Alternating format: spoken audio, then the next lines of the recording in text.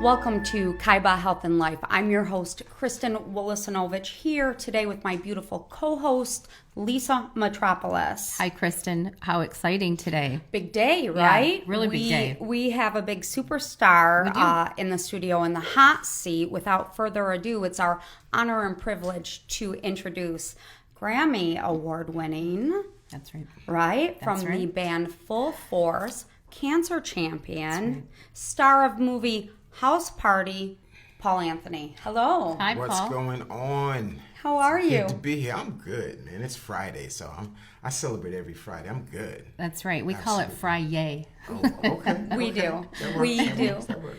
Well, we are so excited to have you here in the studio with us. You are a friend of the show. You're a friend of Kaiba, and your story's pretty magnificent. Your career itself, your critical mass success is, it's unbelievable, but really your story, your health story is kind of why you're here today. But tell us a little bit about Full Force. When did that band start? Okay, Full Force is 6 members. Myself, my 2 brothers, B Fine and Bow-Legged Lou, my cousins, Baby Jerry, Kurt, and Shy Shy.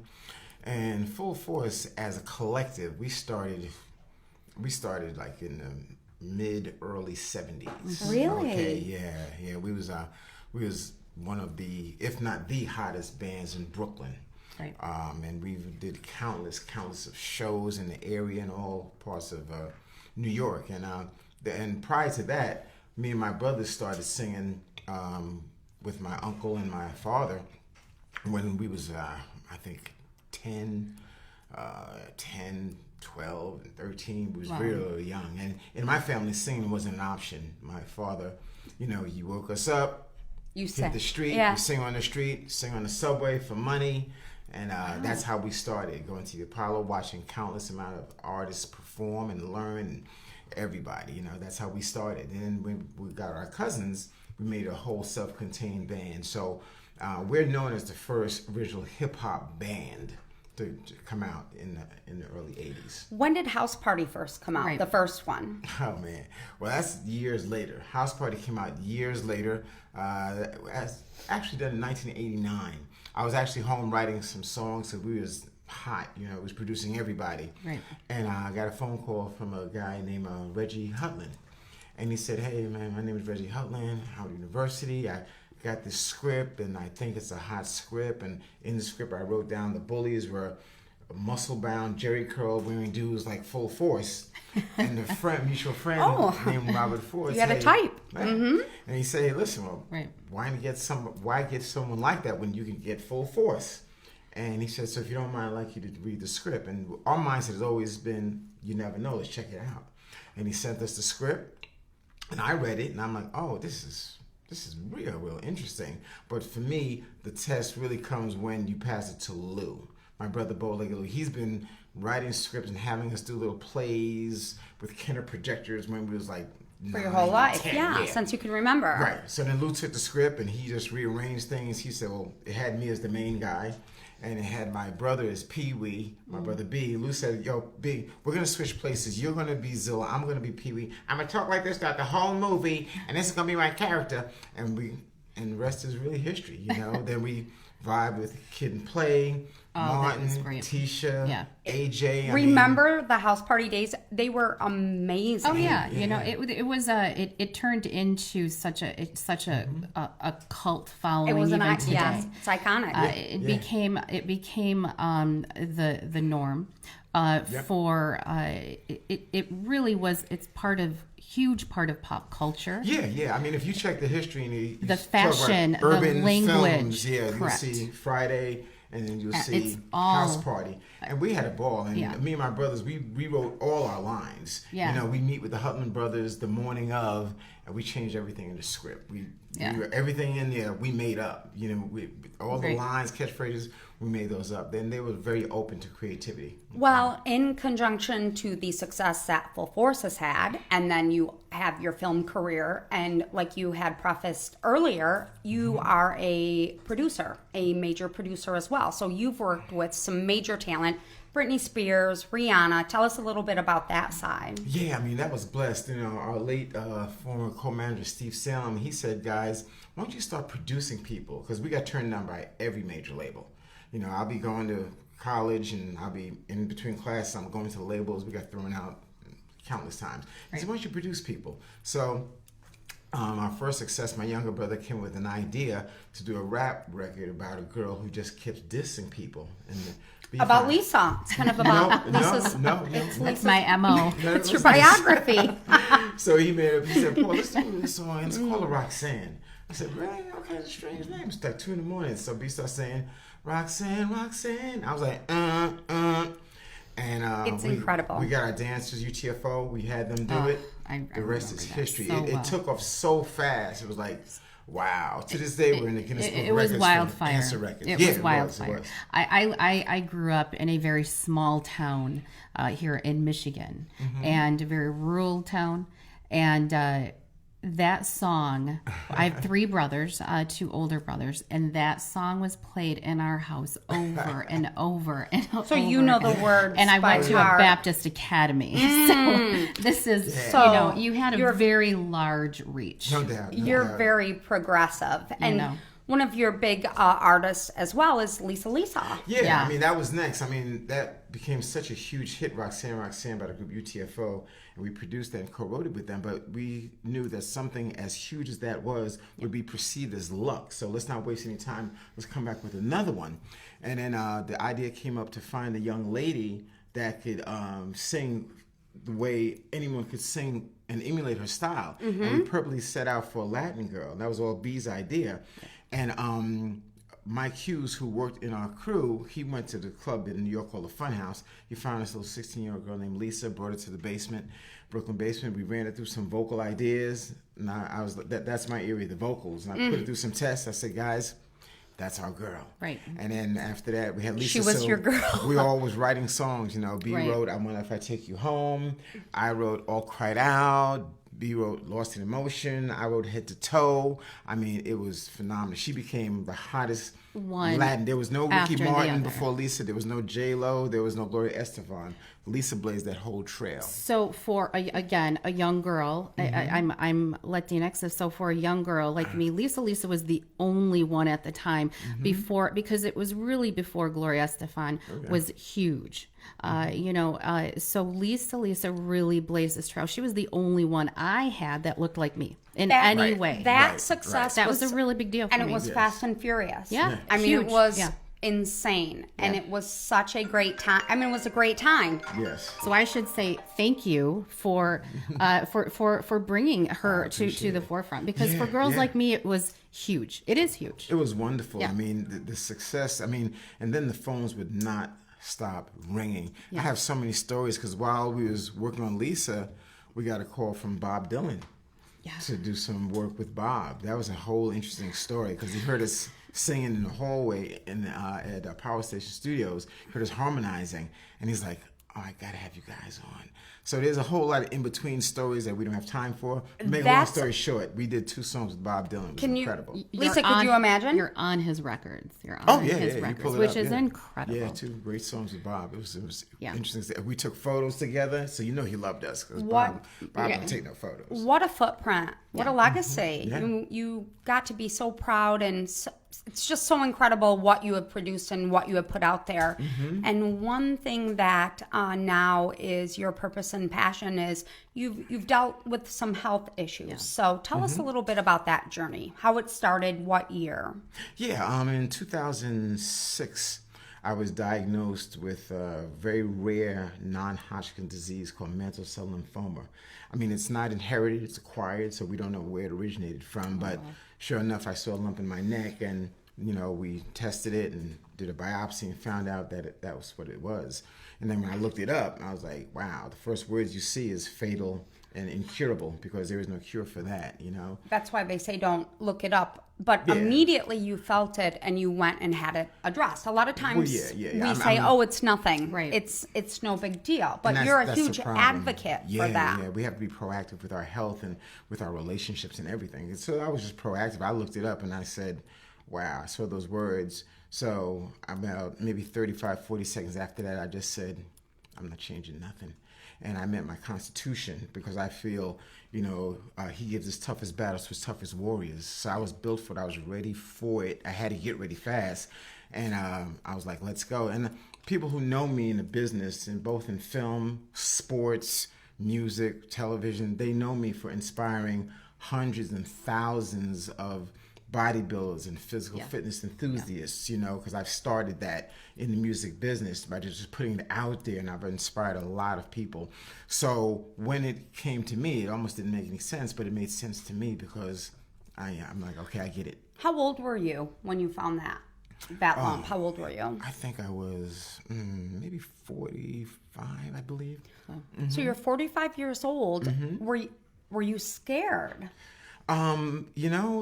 It's crazy. I mean, my first initial, I don't know if I was scared. I would more say I was shocked. Okay. I was shocked. So when I read it, I was like, oh, I was shocked. And then after that, and I'm not fabricating, maybe 30 seconds after that, I went from shock to let's dance. Let's dance. I didn't have time to be scared. I'm like, okay, let's dance. That's why I named my book. It's called Dancing with the Animal. I'm working on, because I was like, let's dance. I'm ready for this, And the first doctor I met, he said the life expectancy you have is 2 years past diagnosis. Wow. And I said, well, hurry up and get to work, because I can write a whole lot of hit songs in 2 years.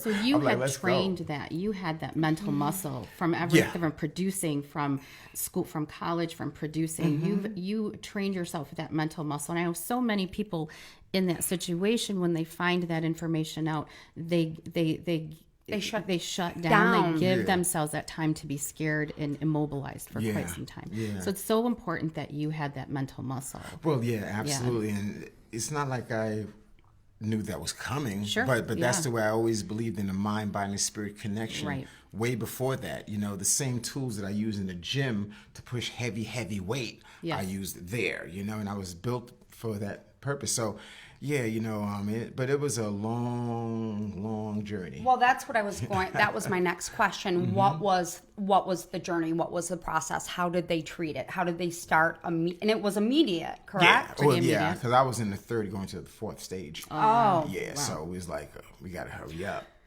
So prior to you finding it, you had never felt it. It just was like an instant mass. You felt it. Sounds like it was somewhat aggressive. Yeah, but I didn't even feel it. I just saw it. You saw it. Yeah, so you had no symptoms, like physical symptoms. No, I literally remember I was in the gym and I was squatting 405 for reps. I remember as soon as I put the weight back after I think did 10. And then my man saw the lump in my neck. And I'm like, wow, because I'm feeling great. Right. Yeah. You didn't know. Yeah. So then what did they start? Do you do radiation, chemo, all of the above? Right. How was that treated? One of the first doctors we saw was a world-renowned doctor in leukemia called Dr. Rai. And I think when he saw me, the first thing he started doing is feeling me, and because he felt my energy. Yeah. And he said, you're going to be fine. We were going to give him CHOP. Now, what he wanted me to take is only known to last for 2 years, so that clearly wasn't enough. So we went on a tour, pretty much. We went to Presbyterian, we went to Mount Sinai, we went to so many different cancer clinics to see what would fit me. And once again, I love when confirmation shows her lovely self, because when I got to Memorial Sloan Kettering, the doctor came out and he introduced with my family, and he said, hi, I'm Dr. Hamlin. I'm Dr. Paul Anthony Hamlin. And when he said that, the room looked around, and I looked up in the sky. And you said, thank you. Because that's confirmation. You said thank you. Yeah, and he was wondering why we were smiling. Well, I told him because my name is Paul Anthony. And I said, all my life I've been on Paul Anthony, so I'm a bit on Paul Anthony. Well, because there's not a cookie cutter treatment for what you have. No. So you had to go see multiple specialists and then see which to put a one plan worked together. For me, because everyone has their own type of way they want to treat it. Some is too heavy, some is too. I just see what the one that was right for me. And but before I even went to see the doctors, the first thing my wife and I did is go see a spiritual healer. Okay, that's the first thing, because it starts there with me. Right. And after she did a few things and vibed and everything, she said, you know what, you're going to be okay because you have a strong constitution, but it's got to push you through some things. Right. Because when you come through it, you have work to do. That's what she said. And now you're doing the work. And now you're doing it. So Lisa's mom just passed away recently from cancer. So Lisa, you've seen the journey with your mom. Sure. And Yes. I think with you, Paul, every day, right now, someone's going to be diagnosed with cancer. And like you said, it can be one of two ways. It's going to be overwhelming and immobilizing. Sure, yeah. Or you can treat it like Paul Anthony did, or how Betty Sanchez did. You treat it with resiliency and you fight. Education. Your mom fought. And the biggest thing that I think the biggest takeaway, Paul, that I'm hearing also from you is you educated yourself and your family and your friends in every way possible. Yeah. And that was also with my family. It was constant education. You learned every way possible, or as many ways as you could to treat this. And then you listened. You listened for the words that were going to make the road you should take. Absolutely. And that's what you did. And that's so important, the education, and then also the listening between the lines. And the faith. The faith. You knew. Well, to me, it starts with the faith, because I got to a point where afterwards I'm like, okay, enough reading. I've read enough, because you keep reading, it will drive you crazy. I'm like, okay, that's enough. I got it. Let's go. Let's get back to the dance. Let's focus on the dance. Yeah. Yes. And sometimes it's both. Because you can do it. You can be strong, but there are those times when you're challenged.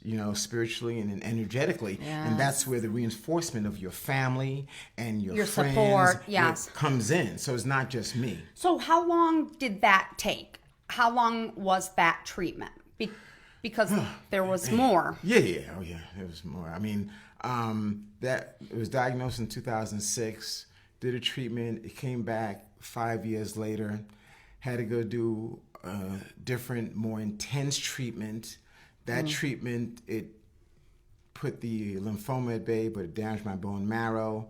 Was thus resulting in my second cancer, myelodysplastic syndrome. And there, shortly after, was acute myeloid leukemia. Had to do another 14 days in a row, twice a day, triple dose, high intensity chemotherapy. So in between my treatments, I'm going to the gym. And so I'm working out, and then to the point where I had to stay in the hospital with a catheter in my chest and PICC line. You can Google me. I'm working out in my room. I'm doing my chin-ups on the door. I'm doing my push-ups. I got the music blasting. I'm rocking my own thing with my girlfriend, Ivy, the Ivy pole. It's my baby. I'm rocking. People come to see me on certain days. The doctor said, you're going to get a fever today. I said, really? So I'm dressing in red. I'm ironing my clothes on my bed, making sure I look nice. And dressing in red in my fever's honor. You have to do all these things to mentally and energetically manipulate the situation. Lisa Metropolis, this is why Paul Anthony is sitting with us today, because it is that mindset and it is that fortitude that is exactly why you are here, and you are using your platform and your voice and you're educating. But not only are you educating, you provide hope, health, light, love, and energy, and you leverage. So people go through the worst of times. To me, did you ever have a moment where you're like, did it hit you, Paul? That's such a good question. Did it hit you? Did it hit me that I have this? Did it hit you where you just were overwhelmed with maybe sadness, scared, depression, any negative emotion? To me, it sounds like you battled, but did you allow it to work through you? I think I do remember there was one time that I got emotionally bothered. And the only reason I got bothered is because when it came back, I was just in the midst of about to do some shows, about to have some meetings. We was about to do some major things for full force. And by the mere fact that this came back. provided me not to do what I do. It wasn't an inconvenience. Yeah, it was bothered me. Right. I never, I don't know, I never said, oh no. You never said that. I don't know. I never said that. I was like, let's dance, And once again, it's not me, because remember, my brother Lou, not one transfusion, not one biopsy, not one needle, and I stopped counting at 200 or something. Not one needle was he not there. He came at every appointment I had to.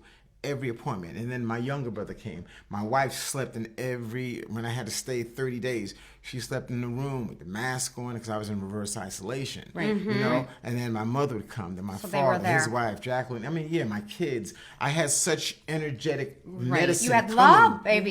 You had love. Well, see, that's the key, you know? That's a key, you know? And that's something that the doctors don't know about sometimes, but that kind of things. And I did a lot of things before that. I changed the way I breathe. I changed where I lived. I changed the people I hung around. I did my meditation. I did my acupuncture. I did so many things to reinforce the body and the spirit before I got to the medicine. Right. You know, all those tools are available to us. And that's key. Yeah. And that's key for someone who's going through this. And then your brother Lou was 100% 10 match. for 10. Absolutely. 10 for 10 match. Yeah, wow. There's things that he did to make sure that he would not affect that transplant years later if I was to need him. You know, I remember talking to Dr. Hamlin one day and I said, Doc, listen, I'm doing everything. I'm training. I'm eating right. I'm doing this. What else can I do to help my cause? And he said, be good to your brother Lou. Absolutely. You know, lose your guy. Yeah. You know, Lisa, if you need anything, I've got you. I've got you. All right. Okay. You know, it is, to me, it's just so massively inspiring, and it's, you know, it's just really incredible. And we're lucky to be friends with you, and Kaiba Health and Life is lucky to have you because you're going to be writing for the magazine and you're going to provide content. And listen, the camera, listen. I'm coming. I'm planting some seeds. I'm planting some flags. We're going to do some special things. Right. Did it in Brooklyn. Did it in Tampa. I'm on the National Advisory Board for Moffitt Cancer Center, the #1 cancer center in Florida, number 5 in the world. I'm doing some special things there. I'm coming to town, do something. Kaiba, I'm hitting it. We may look for some talent. I heard you got some talent in this town. We're going to look for the next stars, for it's some just music, not in this film. room. Let me tell you something. When we first told the world about Britney Spears, they didn't know we had. When we first told the world we have a young lady named Nicki Minaj. When we first told about the Backstreet Boys, NSYNC, Rihanna. Listen, we looking, so we here. Follow me. Call me. And what I love too, Paul, is you are one of the main speakers at Kaiba's Global Consciousness Summit, which is coming up in September. Yeah, it's so I think this is just kind of this is just a little teaser of the mentality and the spiritual side and the energy and what you're going to bring to the table times a million at that summit. So you're one of 5 to 6 key speakers, but it's going to be amazing. Even more. You never know. There may be some celebrities. There's a lot of celebrities that you just know they don't just sing and dance or lights on, but they have a purpose. They have a drive. They have a journey, and they're going to share. They're going to touch. We're going to engage. We're going to influence. Absolutely. I'm bringing some friends. We like Paul Anthony just a little bit. Lisa, just we a little. love being your friend. Cool. Absolutely. Well, Britney Spears, Rihanna, Nicki Minaj. I know we're a little Nicki Minaj, but, you know, he found new talent. But you're absolutely right. Paul Anthony planting seeds, planting flags, coming in, and even like with the city of Flint, coming into Michigan, helping a downtrodden city that is recovering from the water crisis. We do have an uptick, but there's other battles. There's, you know, there's health and wellness and diabetes and, you know, weight issues. And that's what we're going to tackle. We're going to tackle living your best life. Yeah. Absolutely. Paul Anthony, how do you want to end this, babe? You own this microphone. What are your thoughts for our viewers and listeners? Because it's only the beginning. If someone today, you know, they're going to get some news, how would they handle it? Here's what I'll say in parting. Paul and Kaiba, yes, we're going to engage everyone. Come on. You didn't see that coming. One love to my boys. Lisa. I know. He can sing too. He can sing. He's I'd say triple threat, but I think it's like a quadruple threat. No, but all seriously, you know, we're going to impact and do some special things, you know, and especially the children. They're the future. They're tomorrow. One of the songs that I wrote right after I got treated for leukemia, and if you go online, you see photos of me in my room. I asked permission, and I brought my studio, my engineer, my producer in my hospital room, and I wrote this song called I Feel Good, I Look Good, I'm God Good. And I wrote this song before I got my results because I knew when I came through this, when I beat this, I had things to do. And in that song, I start with the children singing Praise Him, and then I got Faith Evans on the song, Sheila E's on the song For the Love. In the video, you'll see Will Smith, Anthony Anderson, Donnie McClurkin, the Braxtons, Quincy Jones. I mean, all friends just came out for the love, you know. So it's all about touching the children and making sure because they want the knowledge. They're sponges. Absolutely. They do. It's out there. It's out there, you know. And they're at their age, they're the purists. So That's we have exactly to give it right. to them. So yeah, we're gonna do some things. Thank you. Thank you so much. Yes. Beyond words, thank you. Thank you. Lisa Metropolis, great interview. Only the beginning, Only babe. the beginning. Yeah. Paul Anthony, we can't thank you enough, and we look forward to what the future holds. Just like that. Thank you. This is Ben Kaiba, Health and Life.